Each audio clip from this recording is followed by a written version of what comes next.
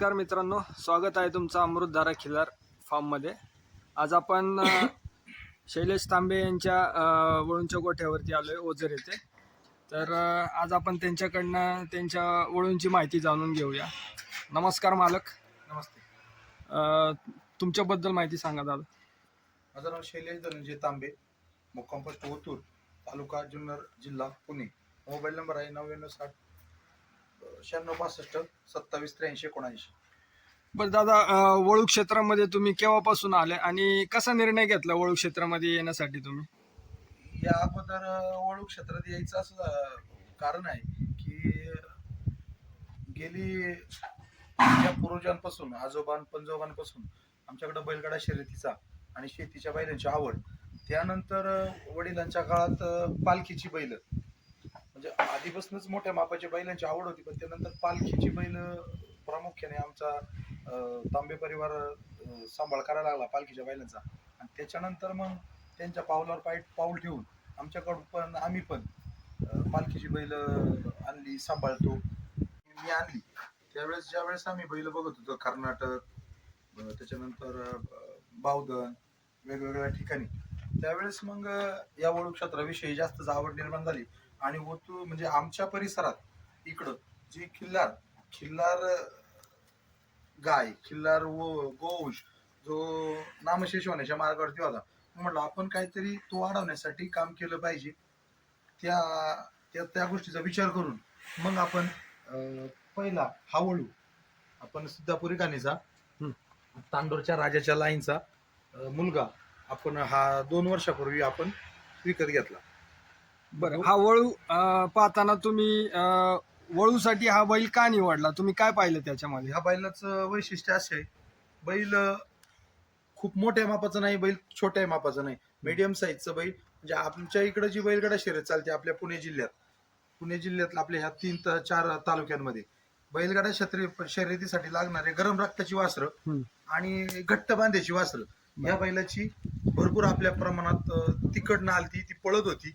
त्यामुळे मग आपण या बैलाची जात आणि हाच बैल घ्यायचा हे आपण ठरवलं।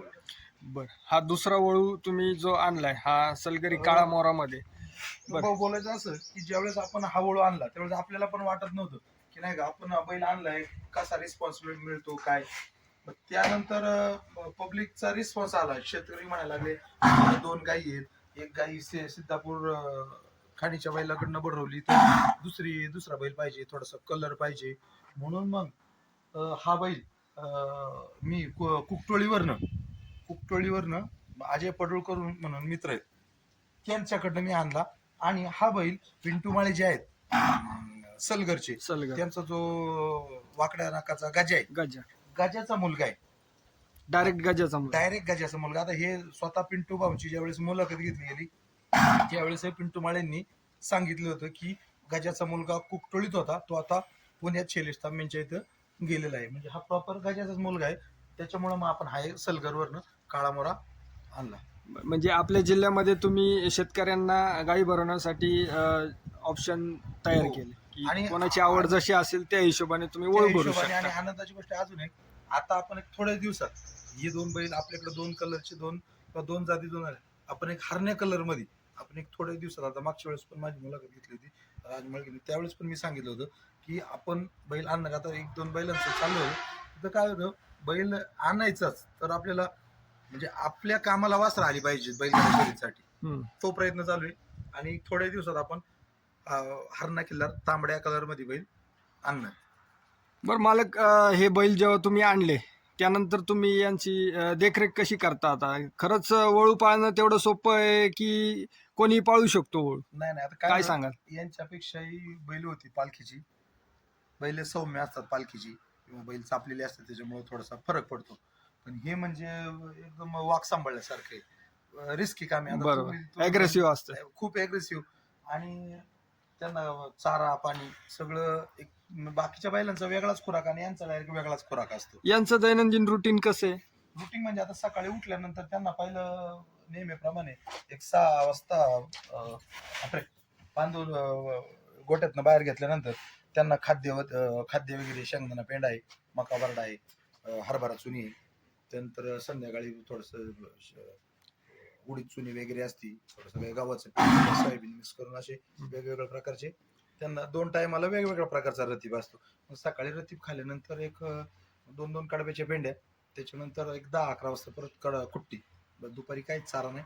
मग संध्याकाळी परत कडबा कुट्टी आणि मका, नेपियर आहे आणि काही ज्वारी वगैरे असते. सीझनला जो चारा उपलब्ध असतो ना, मका कधी ज्वारी असते काय, त्याची कुट्टी ओके, आणि संध्याकाळी रती.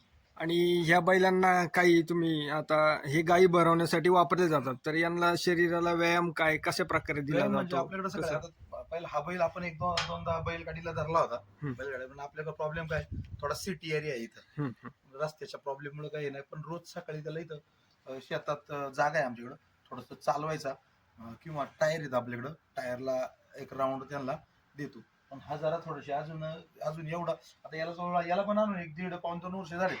हा अजून खास असा नाही का, हातावरती लय गडबड करतो, अजून गरमच आहे, अग्रेसिव्ह, डेंजर आहे. आणि हा कसा थोडा शाब्दिक असल्यामुळे हा देतो सगळं करून. याला 1-2दा प्रयत्न केला पण थोडी रिस्क म्हणून.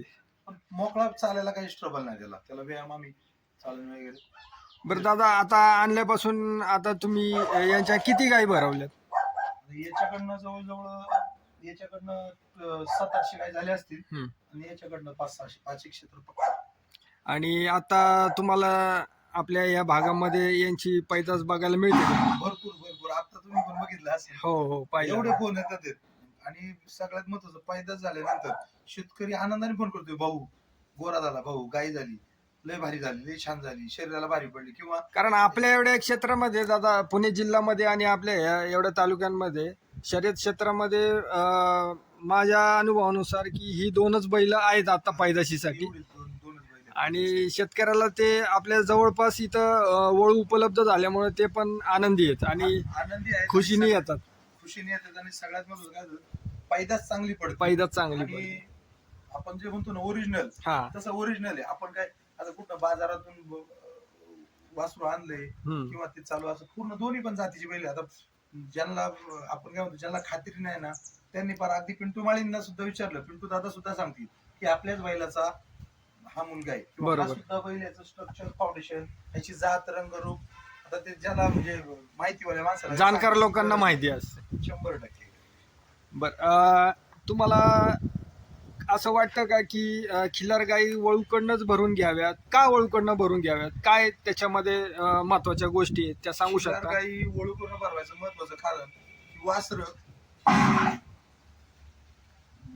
नैसर्गिक रेतनाने वळूकडनं भरल्यानंतर जे आपण जसं म्हणतो, त्याचे वळूचे अंश, वळूच्या शरीरसृष्टी, त्याच्या शरीर रचनेचे काही आपण म्हणतो ना, बॉडी स्ट्रक्चर, बॉडी स्ट्रक्चर, शिंगाचा, कानाचा, सगळ्यांचा आकार, त्याचं बरेचसे अंश वासरात उतरतात. आणि बैलगाडा शर्यतीसाठी शक्यतो घट्ट बैल लागतो. बरोबर. तो घट्ट बैल फाउंडेशन एकदम मजबूत पाहिजे. फाउंडेशन आणि शरीर संपत्ती जी आहे, शरीर संपत्ती ती जी घट्ट लागते, ती आपल्याला पाहिजे असते. वळूंकडनं ते एकदम 100% होतं. आणि थोडस बारीक विचार केला तर म्हणजे आमच्या अभ्यासाप्रमाणे, माझ्या अभ्यासाप्रमाणे, वळूकडून पैदा झालेलं वासरू हे थोडस बैलगाडा शर्यतीमध्ये म्हणजे वासरू फेल व्हायचे चान्सेस थोडेसे कमी असतात. आणि गॅरंटी असते भाऊ, त्याचे आई वडील आपल्याला माहिती आहे, त्यांचं बॉडी स्ट्रक्चर माहिती आहे, त्यांचा गरमपणा माहिती आहे आपल्याला, तो किती अग्रेसिव्ह आहे.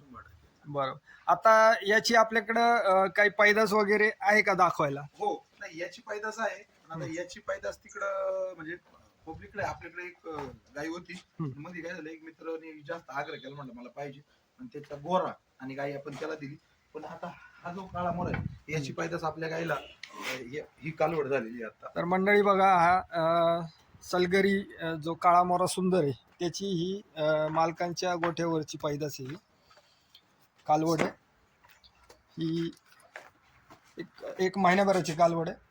बघा बॉडी स्ट्रक्चर बघा तिचं, अतिशय सुंदर देखणं असं कालवड आहे. मालक, त्याच्या तोंडाला ते का बांधले तुम्ही सांगू शकता का? माती वगैरे चाटू नये त्याच्यासाठी. ओके. थोडस किंवा चारा वगैरे काही पडलेला असतं, काही काम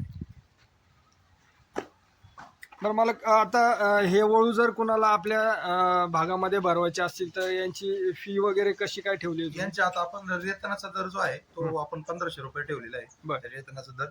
आणि जर रिपीट झाली तर आपण परत एकदा पैसे घेत नाही, ओके. भरून देतो. आणि जर यायचं असेल ओतूरला तर जर तुम्ही इकडनं आळे फाट्याच्या साईडने आले तर आळे फाट्यापासून ओतूर गाव हे 16 किलोमीटर पडतं आळे फाट्यापासून.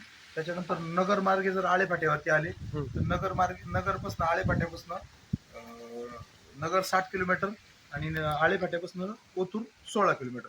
जर तुम्ही इकडनं पुन्हा हायवेने जर आले, पुन्हा इकडून चाकण खेड इकडून या साईडने जर आले राजगुरुनगर. तर नारायणगावपासून ओझर गणपती आणि ओझर गणपतीपासून 8च किलोमीटर ओतूर गाव आहे. तर मंडळी अशा प्रकारे मालकांनी माहिती दिलेली आहे त्यांच्या वळूंची, आणि त्यांच्या जागेवरती भेट द्यायची असेल तर त्यांनी पत्ता व्यवस्थित तुम्हाला सांगितला आहे. तर मला असं वाटतं की तुम्ही या सुवर्ण संधीचा फायदा घ्यावा. एवढे सुंदर आणि जातीवंत वळू आपल्या भागामध्ये आपल्या तालुक्यांमध्ये उपलब्ध आहेत.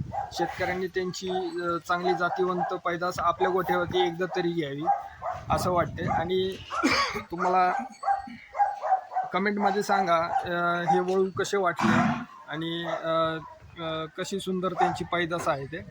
धन्यवाद. थँक्यू.